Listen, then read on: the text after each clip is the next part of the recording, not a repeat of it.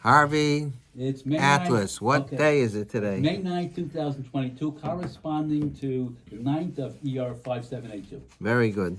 I'm going to ask you what day of the Omer it is because I, then it would be a whole big halachic problem. I already said I can tell you. Were we supposed to hook anybody in? I got six. Yeah, we're Okay, hooked. We're hooked okay, in. Okay, good. Alan did that. And then I wasn't in Michamarav in OE, I was in OT. Okay, so and I sent the email today. I thought that maybe we'll get up to Prusbul, but I don't. I have too much material for this week, so we'll we'll start Prusbul next week. We still have time till the end of till Rosh Hashanah to make a Prusbul, so we're okay. So last week the question was an interesting question: is if the rabbi forgot to one day of Sfiras HaOmer, so the halacha is that you can't count anymore with a bracha. So what's he supposed to do? He's going to be very embarrassing that he has to stand there and motion to somebody else to make the bracha. So what I showed you last week is that there's a difference of opinion. There's one opinion that says that first the basis for the shaila is whether there's the bizayon of that he's going to endure. Does that justify making a bracha? So just in general, I didn't really go into it too much last week, but what are the principles about if a person's embarrassed, is he allowed to do an Issur D'Oraisa, an Issur D'Rabbanan? There's a difference whether he's doing it actively or passively. So it's a sugya in brachos and daf yotes. It's really, we could spend 2 or 3 shiurim just on that sugya. What emerges from that Gemara, according to some Rishonim, is that if there's a bizayon, so then a person could violate an Issur D'Oraisa b'shev v'altasa. He doesn't have to embarrass himself publicly if it's an Issur D'Oraisa, but only if it's passive. And if it's an Issur D'Rabbanan, so then even b'kum v'aseh, he's allowed to, if there's embarrassment, he doesn't have to endure the embarrassment. That's, if you look at the last page, I didn't number it, but I added it on this morning. In the last page, the Shulchan Aruch says, in the Sif Gimel, the middle of the top paragraph, Im nodalo b'Shabbos keshut karmelis shetalis olav pasul. Person's wearing a talis, and he realizes on Shabbos that it's pasul. And in those days, the talis was not just like an added thing that you could take off. You still have your shirt on, but that was the garment. So if you're going to take off your talis, you're going to be unclothed from the waist up, or maybe even lower. I don't know what type of clothes. They didn't have shirts. So the Shulchan Aruch says, Lo yasir enemy olav ad sheyagiu leveso. You shouldn't remove it until you get home.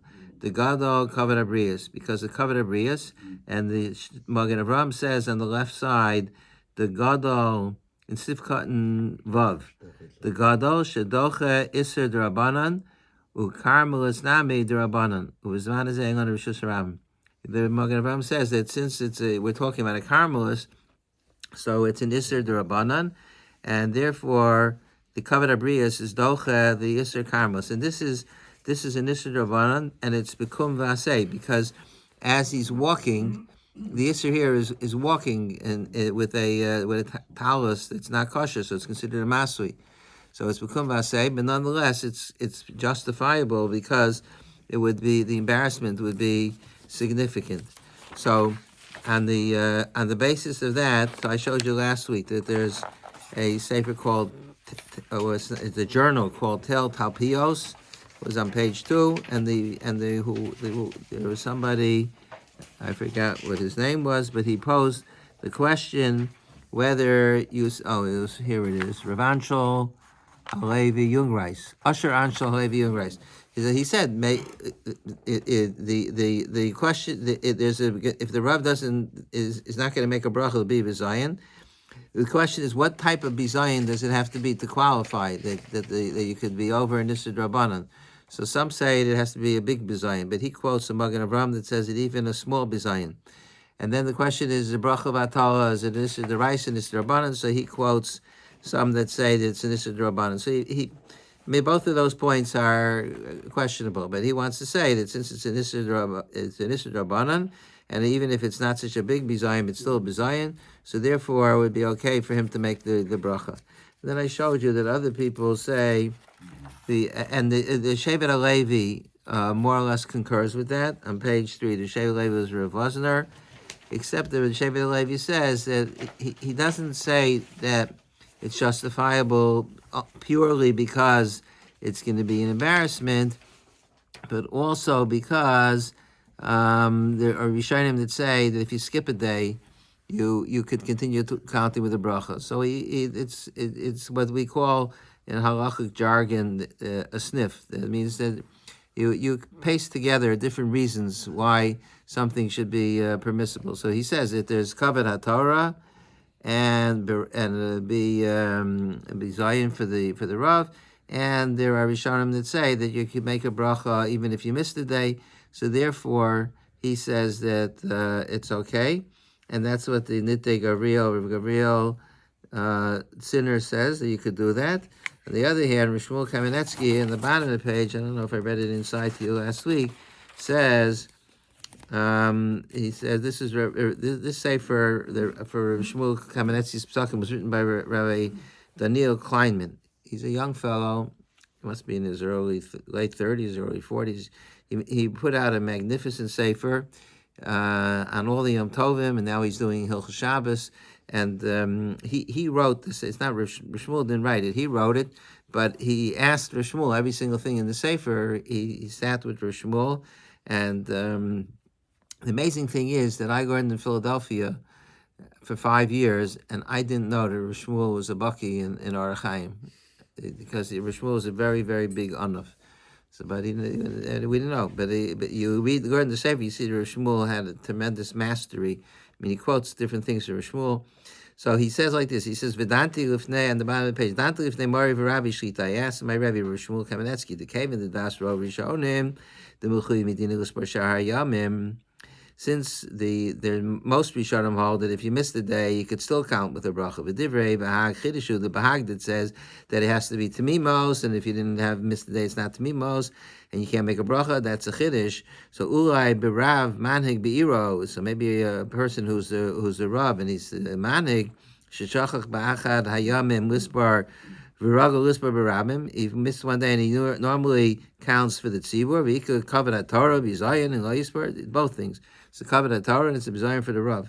So efshir sheyuchal lismach hadas Rav Rishonim the chol mitzvah b'fnei atzmo v'yisbar v'rachel. Maybe some Rishonim say that every day is a separate mitzvah and therefore it doesn't matter you missed the day. V'heishem Mari v'Rabbi they came in the nifsika halacha of an ogim kibahag ein lahakol b'zeh. He says that once the Shulchan Aruch paskin like the bahag that you shouldn't make a bracha, so we don't treat it anymore. We don't say, well, even though the Shulchan Aruch passes like the Bahag, Rav Rishonim don't hold the way. The Shulchan Aruch's opinion has a certain finality to it. Especially since it's not really a bizayin. Why? Because he could. I told you last week. There's a machlokas, the Pri Chadash and others. If you missed a day, could you make a bracha for somebody else? The rule is you could be mitzi other people because of Kol Yisrael Reivim Zel Lezeh. So even though you were already Yotzei the mitzvah, you made Kiddush, you could be mitzi somebody else in Kiddush. You're not. You can only make a bracha if you're mechuyev b'davar. So you're not mechuyev if you already made Kiddush. The answer is because if somebody else didn't make Kiddush, then you're mechuyev because you're responsible for that person. The concept of Kol Yisrael Reivim was Zel Lezeh is just unbelievably amazing, because it means that I'm responsible not only for my children or my wife or my immediate family. I'm not only responsible for the people on my block. I'm not only responsible for the people in Highland Park, Edison. I'm not only responsible for New Jersey. We could keep. I'm responsible for the whole world, wherever the Jewish person may be. I'm responsible. Kol Yisrael Reivim, and to the extent that even though I never saw the guy in my life, but I could make a bracha for him and he can be mitzi him, and it's called that I'm mechuyev b'davar. So, but the question is, if you missed the day of Sfira, So you're no longer you're not mechuyev to make a bracha anymore. You're no longer mechuyev to count, at least according to the Bahag. So do we say that it's called that even though Kol Yisrael Revim only helps if you're in the parsha. If you have a mitzvah of kiddush, but even though you're Yotzei, but you could say it's the chiyuv rejuvenates itself because Kol Yisrael Revim is that. But if you can't count anymore, right. So there's no mitzvah. The Torah doesn't expect you to count. So do we say that you're like a person who's pater from the mitzvah, like an isha? She can't be mitzi a man on the mitzvahs where she's not mechiyat, where it's a mitzvah saseh shema grama. Even if she, let's say on lulav, a woman she can make a bracha, but she can't be mitzi man because she's not mitzvah b'davar. So do we say that a person that missed the day of Sfira is not mitzvah b'davar, and therefore he can't be mitzi somebody else, or do we say that he is mitzvah b'davar? He's just he can't. It's practically speaking, he can't be mekayim mitzvah. It doesn't mean he doesn't have a mitzvah. That's really it's a lamdish shayla. Does he still have the Torah? Is he still called that he's a mitzvah? So it's a machlokas. Pri Chadash and others. So Shmuel obviously thought that you could be saimech on those that say that you could be mitzi. So therefore, you could ask somebody else who you'll arrange that somebody else would be yotzi with your bracha. Nobody will know the difference. You'll say, do me a favor, don't tell anyone. Usually when you say don't tell anyone, that person only tells one person, and that one person only tells 50. But, okay, let's say you find somebody who won't tell. So he says that there's no reason to be lenient in this matter. On page 4, Rav Avad Yosef says that you cannot make a bracha for somebody else. In contrast to Shmuel, in the middle of the page, Misha Shachar Lismar Sirius Omer Layel Yom Shadin Hu Sheinu Sofer Al Bracha. He doesn't make a bracha. V'amad Kishliach Tzibur Tfilas Arvis. And now he's naming Marav. Ein Lo Lismar Sirius Omer Lahotzi Acher Midei Chavas. He can't make a bracha for somebody else who wasn't Yotzei. Should call me Sheinu Mechuyev B'Davar. Ein Motzi Acher Midei Chavas. Because he's not called Mechuyev B'Davar. Okay, so that is the machlokas. Whether is he called a Mechuyev B'Davar or is he not called a Mechuyev B'Davar. So that's basically the different opinions.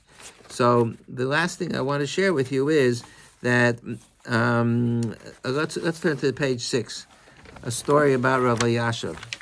Rav Yashav, I found this someplace on the web, but I don't even know where. But it said, I copied and pasted it. Umasupar Shapam Ira B'Siras Omer Shahaya Gon. Yosef Shalom, El Yashav, B'Safik in Birach Esmo Kedin. Rav Yashav was Masupik if he made a bracha. V'nistapik, U'chol Hanira Shetabian. It appeared that he missed the day. U'Yosef Yom V'Eilech Bikesh Yotziu B'Bracha. So he asked somebody else to be Maitzim. U'chol Yom Haya Echad Me'am Ispalim Maitzio B'Bracha. Somebody would make a bracha for him. He would say it out loud. He didn't go privately into a side room. He had them say it out loud, and he was yotzi with his bracha.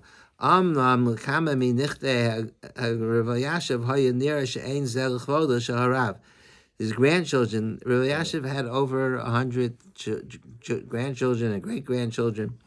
So, I think he had, would he have 1,000? Was then? I don't know, he had an awful lot. So because he was about 100 years old, so there could have been grandchildren, great-grandchildren, and great-great-grandchildren. So I think it was 1,000 years ago I heard.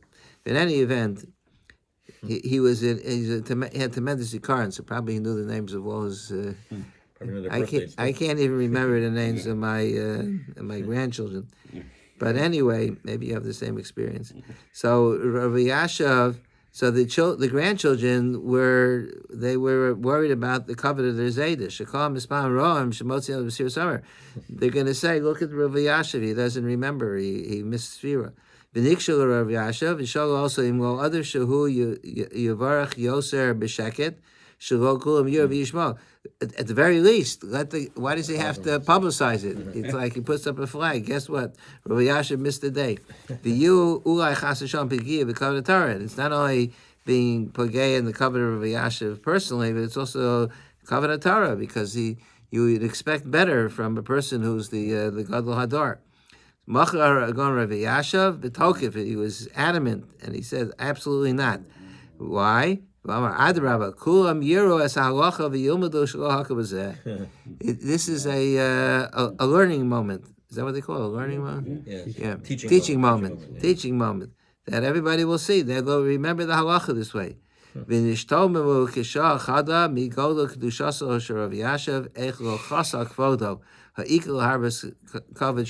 felt it's a bigger. He wasn't worried about Kavanah Torah. He thought that this is a bigger Kavanah Torah, that people will know the halacha, and that they and therefore they shouldn't make a bracha. And this way, it was a way of informing. Not everybody is so learned. So whoever davened in his shul, have any of you been? You were in his shul? Oh, yeah. In a number of I was times. with him in his house, once. The caravan. His apartment on the Motzei Shabbos. Yeah. To climb through the window. I was Somebody in, sucked me in but through the I was window. there before you. I was in his house in 1970. When I learned in the mirror, I used to go to Rav Yasha's house to ask him shilas, and sometimes I went. He learned in I don't remember which base medrash. There was nobody there, and I used to go. He just walked in, and you asked him shilah. I asked him. I shared this once. My father's minhag with tefillin was to have a double daled. It's like a square, two knots, one on top of the other. So it didn't look exactly like a daled, but as you pull, if you imagine it's two dalads touching each other. So, and I came to the mirror, and some of the guys in the mirror said that you should. It's the wrong way to have you have to have a single daled. And I said, well, this is my father's minhag. So they told me that there was Tzvi Pesach Frank had a nephew who wrote a sefer on this very topic. And he lived in, I don't remember what neighborhood, but I remember I walked there and I had the schus of purchasing the sefer. I have it in my library, sefer from the nephew of Tzvi Pesach. There's a whole sefer just on this shaila. But I went to Rav Yashav. I mean, he actually brings the different minhagim. But I went to Rav Yashav and I asked him. He said you should change it. So I said, does it matter that it's my father's minhag? He says it's not a minhag. It doesn't. It's not a valid minhag. So even though there are people that do it that way, but that was in 1970. But David Goldberg arranged me. Yeah. What? I changed it. Yeah, I changed it. Rav Yashav told me to change it. I changed it.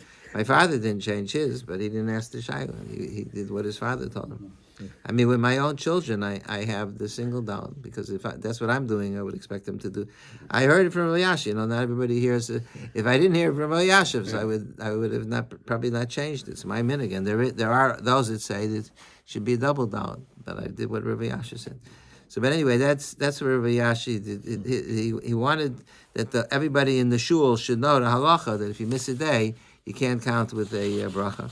So I want to make a point that how embarrassing is it if a person forgets to count a day? Is that really something? I mean, none of the svarim that we saw discussed that. But is it really something to be embarrassed about? Is it a reflection on the fact that you're not focused or you're not concentrating? If the mitzvah was chashuv, then you wouldn't forget it. Like you only forget things that are not important. Like my kids, whenever they used to forget their homework in school, I say you forgot it almost on purpose because it's not important, even if you really forgot it, but it's because you don't care about it. So that happened hundreds of times. So that question is that if somebody forgets something, count the sphira. Is that a? So first you say Rav Yashav forgot. I mean, Rav Yashav, his memory was unbelievable. Somebody told me a story about Rav Did he Yashav. really forget it? He wasn't sure. He wasn't. He wasn't. So that means that it's possible that he forgot. He wasn't sure if he forgot. Okay, maybe he probably did. did. That if you're not sure, if you're misupik, that you just. Misupik l'chari, you could make a bracha because it's a svek. It's a suffix if you didn't count, and anytime there's another suffix, it's a suffix. That's why if you count in the daytime, it's a svek because there's a shita that says that you can be yotz in the daytime, even though the Bahag I think holds you not yotz. I think somebody holds you not yotz in the daytime, but it's a svek, double suffix. So if he was really, if it really was a if he wasn't sure of whether he counted or not, then he should have Yeah, been able to so continue counting. okay, on so his but own. he didn't want. You remember we talked about whether you don't rely on Safik Rabban Kula if you don't have to. So by the same token, then maybe why he didn't want to rely on Svek Sveka if he The doesn't. case was that he wasn't, he was pretty sure you counted the wrong day. The Kohen years of Toby.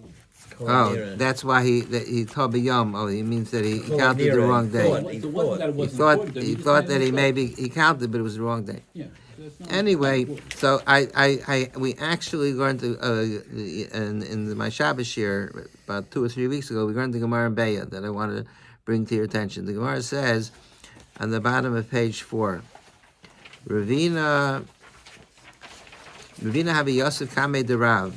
Actually, the gears most Rishonim hold it's Ravashi, but here it says Ravasi. Ravina is sitting in front of Ravashi. Bishnei Yom Tov Rosh Hashanah, and it was a 2-day Rosh Hashanah. Chazia dehave atziv. He saw that he was sad. Amalei amai atziv mar. Why are you sad? Amalei delo osuve eruvi tafshilin. Because I didn't make an erev tafshilin. So he said to him, why can't you make an erev tafshilin? On Rosh Hashanah, because on Yontif, if you get an erev tafshilin the first day, you can make it. If you remember the first day, you can make it with a t'nai. If today is Yontif, then I don't need an erev tafshilin tomorrow. If today is not Yontif, then I'm making erev today because it's chol. But so the Gemara says that he said that Rosh Hashanah is different because Rosh Hashanah is not a Sveika Diyam. Rosh Hashanah is considered a Vadai for whatever reason. But I pointed out in the shir, even before I wasn't even doing this topic, but it struck me. You see that even Ravashi forgot to make an erev tafshilin. Mm-hmm. So if Ravashi could forget. Oh, I started to say before the Shlomo Zalman, Rav Yasha had somebody told me once a Maisa he had a therapist that used to come to him. It was a therapist that lived in my father's neighborhood, a physical therapist, and the therapist told over a story that when Rabbi Yasha was 100 years old, somebody came to him and he asked him his shayla, and Rabbi Yasha remembered that 40 years before he had asked him a similar shayla or something like that. I don't remember the exact details, but Rav Chaim Shmulevitz, who was the Rosh Hashiva of the Mir, I call him my Rebbe, but I wasn't much of a Talmud. I mean, I never conversed with him. I was scared to death from Rav Chaim. But Rav Chaim, there was one of my chaverim he learned Becharusa with the guys in yeshiva. I couldn't speak Yiddish, so I was afraid to learn with him. But Laser Silver was his name. He told me Laser Silver told me that Rav Chaim also had a phenomenal memory. Rav Chaim used to quote Svarim with the page number. That's and he knew I don't know more than 1,000 Svarim. But they said when a new Sefer used to come to the mirror, Rav Chaim used to stay up all night and learn it cover to cover, and that was it. He had it locked in his memory. So Rav Chaim was we were learning the Elam Mitzias, in the beginning of El Metzias, the Rush talks about Safik Avedas, a Safik Mammon, a Safik Yisr. So Rav Chaim told Laser Silver, Rav Chaim learned by Rav Shimon Shkop when he was a teenager, maybe when he was 18. This story took place when Rav Chaim was already in his 70s, so it was about at least 50 years later. So he said Rav Shimon had 7 kashas on the Rush. And he started to enumerate them, 1, 2, 3, and he got up to the 7th kasha, and he couldn't remember what it was, and he started to cry. He was so distraught that he didn't remember the. So Gedolei Yisrael had phenomenal memories. I think some of them had phenomenal memories because they were born that way, but others is because when something is very chashuv, you don't forget it. So every word of Torah for them was diamonds. So it's like. You go into a grocery store, and the person who owns the store probably did not have a college education. He didn't have a PhD. He's not a great intellectual. But if you ask him the price, nowadays you're supposed to have the price posted. But no, you ask him the price. Every single price. How much is this can of tuna fish, and how much is the salami, and how much? How does he remember it? Because it's his store. That's the reason why. When it's your store, you remember everything. But anyway, so here you see the Ravina. The Ravashi didn't remember whether they didn't remember to make an erev tavshilin. So that's a pretty, significant mistake. But you see that he human beings, they weren't malachim. The Gedolei Yisrael, the Tanaim, the Abraham, they were people, and people. I mean, they were kamalachim. The Gemara says they were kamalachim, but that means religiously they were kamalachim. We are, and if they convey Adam, so we're like Chamarim, not like the Chamar of Pinchas ben Yair, Gemara says. But nonetheless, you see that they. So I would have said, listen. So you forgot. So you're not worse than Rav Ashi. You're human, so you forgot Sphira. If Rav Ashi could forget, you don't have to go back to Rav Yashi. Go back to Rav Ashi. That's even better. If Rav Ashi could forget, so what are you embarrassed about? So nobody says this point that I just made. So what's the reason why they don't make this point?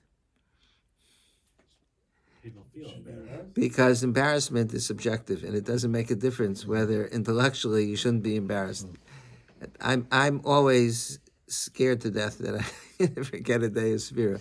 It will be very embarrassing if I forget. So in spite of the fact that I know the Gemara and Bay, if I forget, I could send out an email to the shul and say, look, I'm not worse than Rav Ashi, so nobody should think the less of me, but it won't matter. But why don't we always say at the end of the chakras in davening, everybody should say it together, not just one person. We should all say it. This way you wouldn't forget it ever.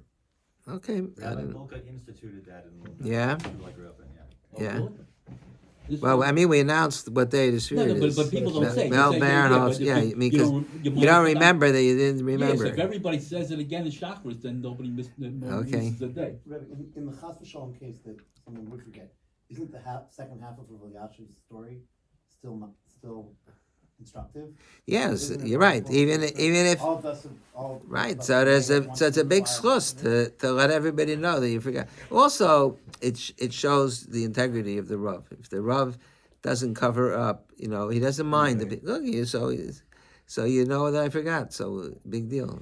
That's the way it is. People who would be tempted, they forgot, they're not sure they remembered, whatever, they might have counted the wrong day. Maybe they even know they counted the wrong day, but the next day in shul, everybody's looking at them and, you're not counting.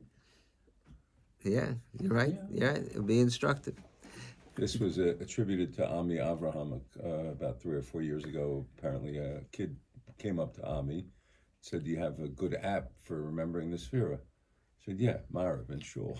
You got to Very Marav good. and Shul. You're not That's true. you're not going to forget the Sphira. Unless you go to early the- Myrav and you Yeah. want This- to, I don't count at the early Myrav. I wait till 10 later. Some of the Svarim that discuss this question say that if the Rav sometimes can't daven with a minion, and that's why he forgot. If he's with a minion, he wouldn't forget. But he could be on a train. It happens that you can't. Great people are not embarrassed to say they made a mistake. The lesser people, the story with Rav Yoshe Ber, the Rav, that he was giving a shir. You know the story probably. In the middle of the shir, somebody asked him a kasha, and he thought, and he didn't have a teretz. So he says, "Okay, this shir is ended. We have to go back to the drawing board."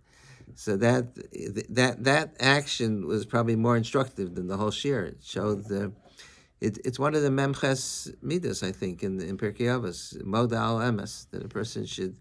Most people have a very, very hard time being moda al emes. They'll fight you tooth and nail, and somebody will say a chiddush and a rebbe, and he'll defend it, to the death, even though it's with all sorts of the chukim and stuff.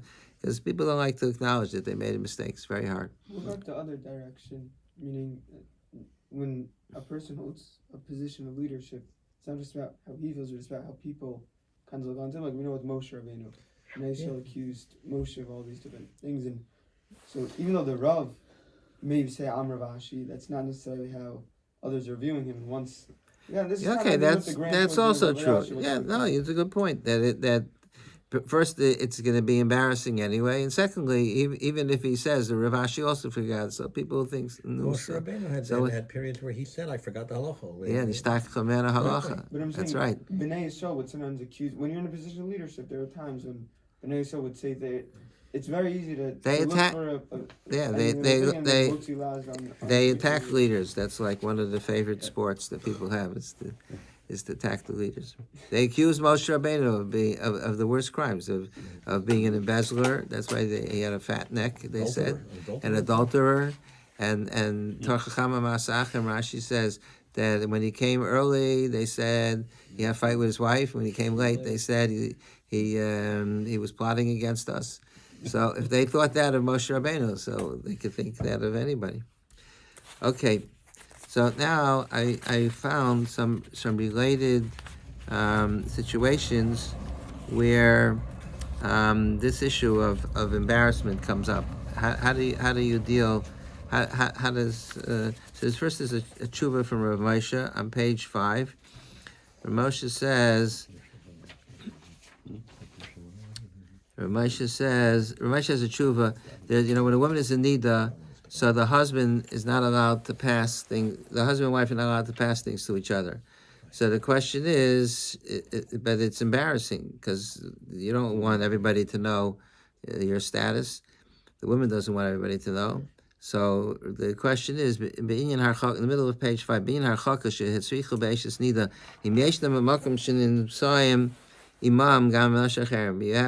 company at the house, and if the husband doesn't pass the wine to his wife, or if he doesn't she can't pass the baby to him, she put the baby down on a couch and he picks up.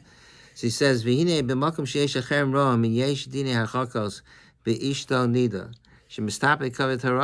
person asked the Shaila, who the Shaila is? Rav Ram Chaim Levine. You know who that was? It was the Rosh Yeshiva of Telz in Chicago. Rav Ram Chaim Levine. And his father was a Rav, I don't know what his first name was. His father was a Rav in Detroit. So he says, "Du'la yesh l'hatim mishum da'az ein bo Ryan shel kiruv." First of all, maybe it can be matter because since there's other people present, the whole reason why it's usher is because if you're passing to each other, it's like a sign of affection. From what I recall, the reason why you're not supposed to pass is because inadvertently you might touch. But all right, the woman will be embarrassed, so we should be matir for kavod habris. So here's another example. It's an Isser D'Rabbanan. So for an Isser D'Rabbanan, even though it's Bekum Vasei, it should be mutter. So Rav Moshe didn't want to be matrit. He says, even though Rav Moshe had tremendous sensitivity for the person, he says, Mitam shu, I just extracted this piece from the tshuva. Mitam shu b'zayin la, v'yesh b'zeh mishum kavod habriyos lo chashashnu. We're not going to allow it because of kavod habriyos. Mishum she'en b'zeh b'zayin kol kach. It's not really b'zayin. Everybody knows that that women become nidas. It's not a reason to be embarrassed. It's a natural, biological situation. In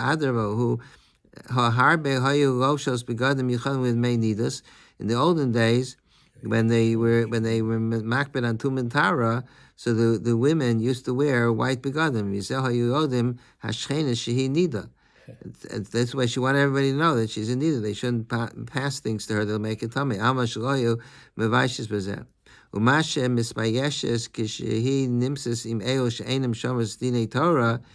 you'll say, well, that's good for B'nai Torah, but she's going to be embarrassed in front of people that are not B'nai Torah, and they're going to wonder, why can't you pass the baby to your husband? That type of embarrassment it's not a justified embarrassment. But we wouldn't be mat there. He says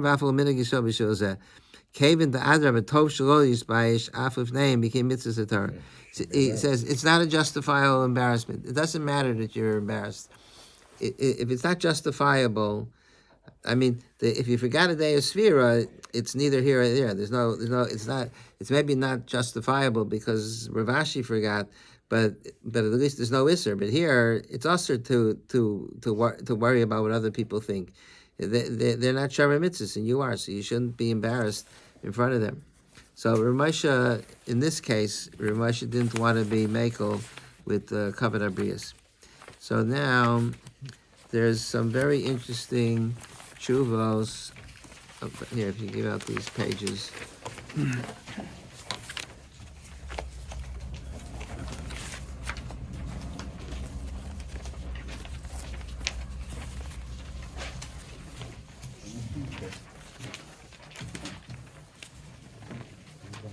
Anybody else need? We all got. There's, I thought I had a tshuva here from Shlomo Zalman. I see I forgot to put it in. It's on page 5. Page 5? I know, but that's not the tshuva I wanted. Shlomo Zalman has a tshuva about if somebody comes to visit you and they're thirsty, are you allowed to give that? Shulchan Aruch says on page 7 of the first booklet, Shulchan Aruch says, if you look at the first paragraph towards the bottom, in the halachas of Darvin Dogi Masuda, so in Siman Kuf Tzamach Tes, so the Shulchan Aruch says, also litain perusas pasim ki yodei bo shenotel yadav. You're not allowed to give somebody a piece of bread unless you know that he washed the Netilas Yadayim. If he's not, Shulchan Aruch talking about that. If somebody's not shomer mitzvahs, you know he's not going to wash for Netilas Yadayim, and he's not going to make a bracha. You're not allowed to give him bread to eat. And the Rama says the same thing on the bottom. It says also lahachil lemishul notel yadav mishul lifnei iver osita mechshel. There's a problem with the iver if you're going to give food to somebody to eat who doesn't wash Netilas Yadayim. So the poskim talk about a whole bunch of scenarios about where if you're not going to feed the people, then it's going to be an embarrassment. So how do we weigh that? So for example, one scenario is where you have guests over for Shabbos and you want to be mekarev somebody. So they're not shomer mitzvahs. So at the beginning of the meal, you say, no, we have a custom to wash our hands before we make the bracha. Would you like to join me? And this person says, no, it's not my thing. I'm not comfortable doing it. So you need to say to the person, okay, listen. In Shulchan Aruch, it says they're not allowed to feed somebody who won't wash the Netilas Yadayim. I'm really sorry. You could eat everything else, but not the challah. You know, that's kind of embarrassing. Or there's tshuvas about what do you do if you look on page 1. The Tzitz Eliezer has a tshuva, a very interesting tshuva. He writes about 10 pages about this. Are you allowed to have a ride with a driver, taxi driver who didn't make Havdalah? Before Havdalah, you're not allowed to do malacha. So if you flag down a taxi and you see that he's not a religious person, so then you should have to say to him, I'm sorry, I changed my mind. So he says, how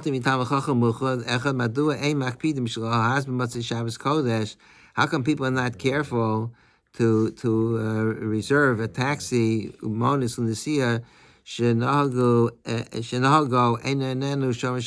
the driver is not shomer Shabbos. And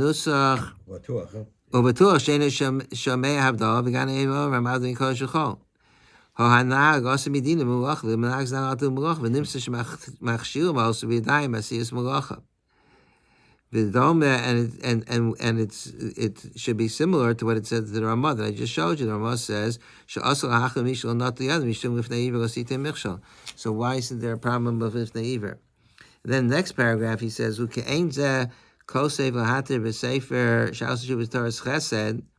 who nishol sham al davar habate mashkos shenosan le'echel v'lishtos. You have it could be a bar or a place where they serve cold drinks. Somebody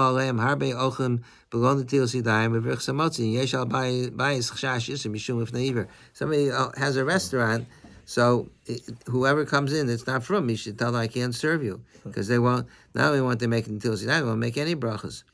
So uvidivrei tshuvaso biyado harachava im yesh b'chal isuf neti iver isuf rabbanon kol od lo machil b'yadayim. So this sefer Torah's Chesed from the guy in Milublin, he has a long discussion that maybe there's no lifnei iver in such a case, but these are very, very interesting questions. So here you have on the right side of the page, you have in the Tshuvas Van Hagos, he says, Ha'im mutar lahazmin l'suda, on the same page, on the right side. This is Moshe Sternbach. Ha'im mutar lahazmin l'suda as krova avshlo yivarach al suda. You have a relative. Are you allowed to invite them if you know that they're not going to make a bracha? So he says, "B'Shulchan Aruch mefurish asur yiten ochal l'mish lo yivarach." There's a halacha mefurish in Shulchan Aruch. You can't feed somebody to make a bracha. V'Ramah kasav asur lahachil mi shalnat liyad mishum if they even see the mikshal. That if they don't make a bracha, or if they don't make until sidayim, you can't feed them. U'miyu nira shekol zeh litin lo b'yadayim. Avol hazmino l'suda ein kan lifnei iver daraisa.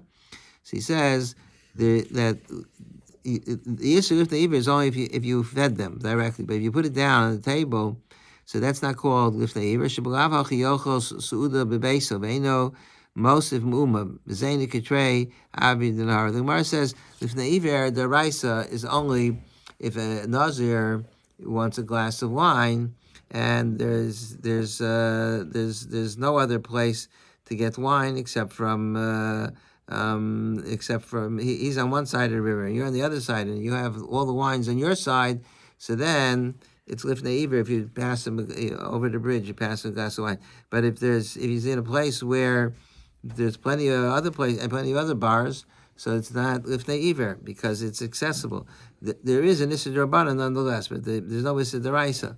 So that's he says that here, even though the person doesn't have another piece of bread with him, but he could go home and get another piece of bread.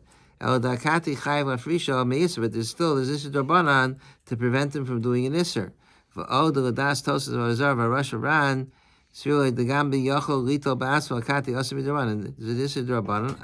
There's two issues. This is d'Rabbanan. There's also issur called Messiah.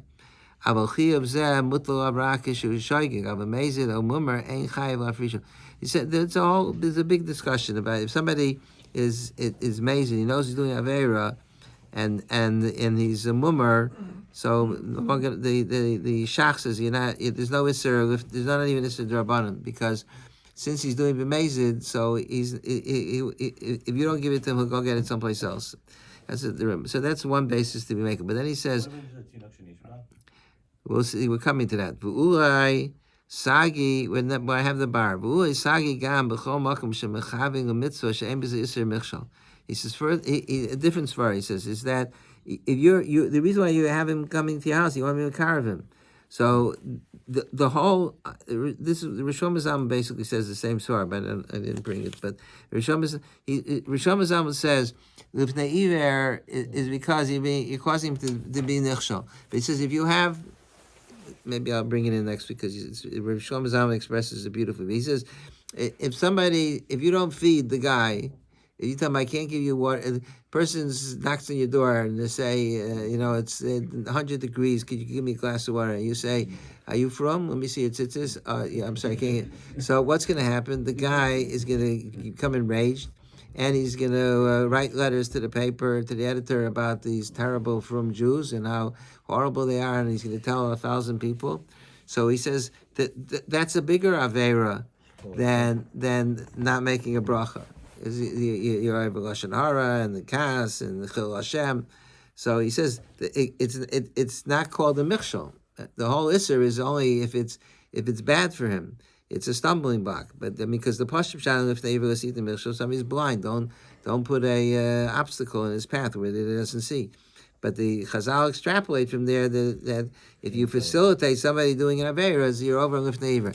But that's only because it's a michshol. But here it's inherently not a michshol. So he says a similar story. He says, the ulai sagi. He says, since the reason why you're inviting him is to carve him. Ulai sagi gam b'chol. I'm in the second paragraph, like the fourth line. Ulai sagi gam b'chol makom shemechavin lemitzvah she'ein b'zeh issur michshol. The kan halom mechavin lemitzvah l'kirv. Here you're inviting him. It's a little different. Shlomo Zalman says it's not a michshol because if he's going to get angry, it's a bigger avera.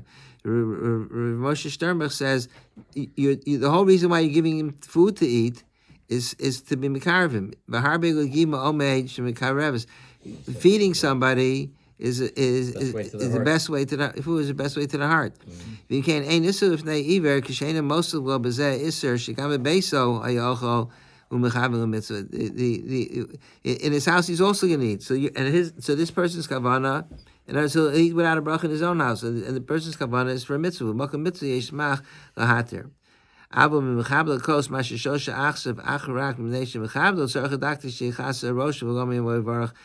if it's a situation where there's no reason to give him to drink, you want to be mechabed him. Let's say you're at a chasana, and you're walking around with l'chaims, and there's somebody there that you can see that he's not shomer mitzvos. So he's saying maybe you shouldn't give him a l'chaim to make because he's going to drink it without making a bracha. And it's not. There's no. I mean, if there would be no element of kiruv, then you wouldn't have this justification. And then, would Rav Sternbuch's argument also justify inviting this person to your house when he's going to have to drive on Shabbos to get there? yeah, that's. He doesn't talk about that, but that's a fundamental question. Those that are makel, many poskim are makel. The reason why they're makels because they're saying that it's better. If there's a chance that he's going to be that you'll have an influence on him, so it's worthwhile for him to do an avera this week in order to become frum the rest of his life. I mean, he's not going to be overnight, but maybe it'll have an impact. The other svara to mekel is because if he's home, he's also going to be machal shah. I mean, he's not. Who said that if you don't invite him that he's gonna he'll be mowing his lawn? He'll actually do less chilul Shabbos by you than he would have. Yeah, it's because only while he's driving, the 15 minutes he's driving. Then when he gets to you, he's gonna be good for 3 hours. That's part of what Rav Sternbuch was saying. He's saying the guy's going to eat anyway. So it's not like you're causing him to Eat without the bracha. But I don't know if he's saying he's saying that as a svara that there's no lifnei iver deraisa in such a case. That's because since he's going to do that very anyway, so it's not called lifting. I don't know. This svara that I just said is a svara in initiating that if you ask the guy to come to your house, you didn't have to ask him. So maybe it would be better to let him stay home and not do the avera. So he says that you're doing it for a mitzvah. And then the last paragraph he says, "Avadi rak b'makam mitzvah l'karav nogal hachil." It's only when you want to be Mekarav.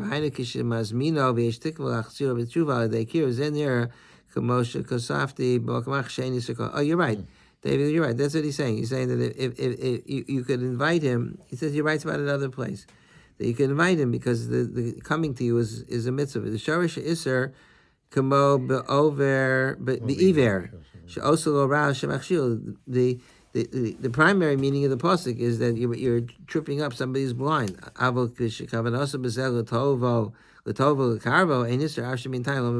It's to his benefit. There's no. You can't establish principles.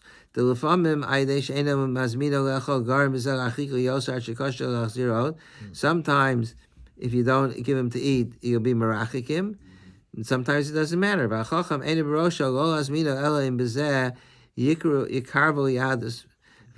should only do it if you feel that it'll bring him closer. Many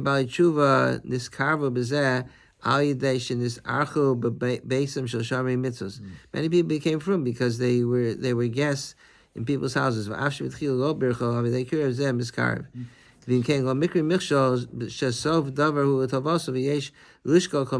have to weigh each situation. That's what he says. If you're doing, it's not called the same. Rishon Zalman basically says the same story. If you're doing it to Mekarav the person, so you're not doing the person a disservice. On the contrary, it's a mitzvah to have him come, and therefore there's no lifnei iver.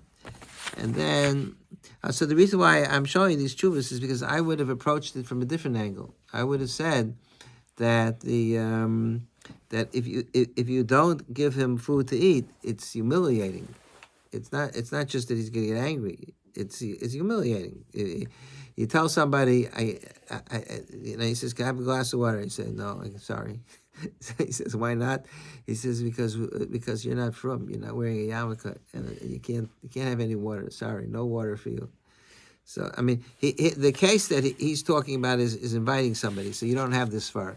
But if somebody, Rishon Zalman was talking about a case where where somebody was, I think I read someplace the story that we had a certain political dignitary was at his house on Shabbos. I don't know where. Maybe I could still find it someplace in my notes. But a situation where somebody is there already, if you're, or if you're inviting the person to mikarvim, so you're allowed to invite people to mikarvim. Now he's in your house. Now the shayla is you don't touch the soda because you didn't make a bracha, and don't eat that chicken, so you humiliate the person. So I would say that it's the heter of it's a lifnei iver. At worst, it's a lifnei iver derabanan. Is there such a What? is there such a thing? Is there such thing as what? Is a lifnei iver and a derabon? I saw something. No, the Isser lifnei iver But I'm where saying it it's could be that lifnei iver even on a derabon could have it. yeah. No, I'm not saying that. You're talking about if you give him food to eat that's only asim midrabanan, like basar, chicken and milk is only asim midrabanan. So is there lifnei iver if you've served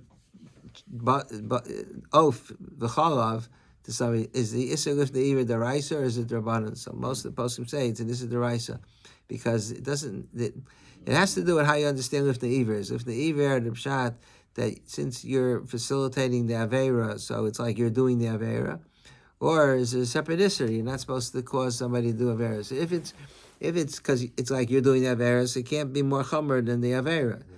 It's only drabanan. But if the Isser is like the person that you put a stumbling block, it's nothing to do with avera. It's just because the guy's going to trip. So you're causing somebody to do avera.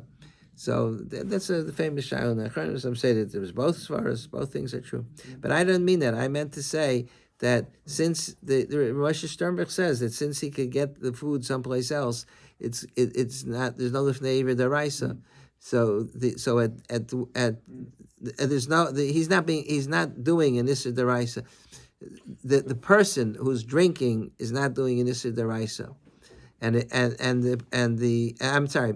When you're giving it to him, you're not doing an Isser deraisa because it's chad avrid in the haaretz, because since he can access the food anyway, so there's no lifnei iver deraisa. So if there's no lifnei iver deraisa, so then and so I'm saying if it's embarrassing, if it's humiliating the person, that should justify.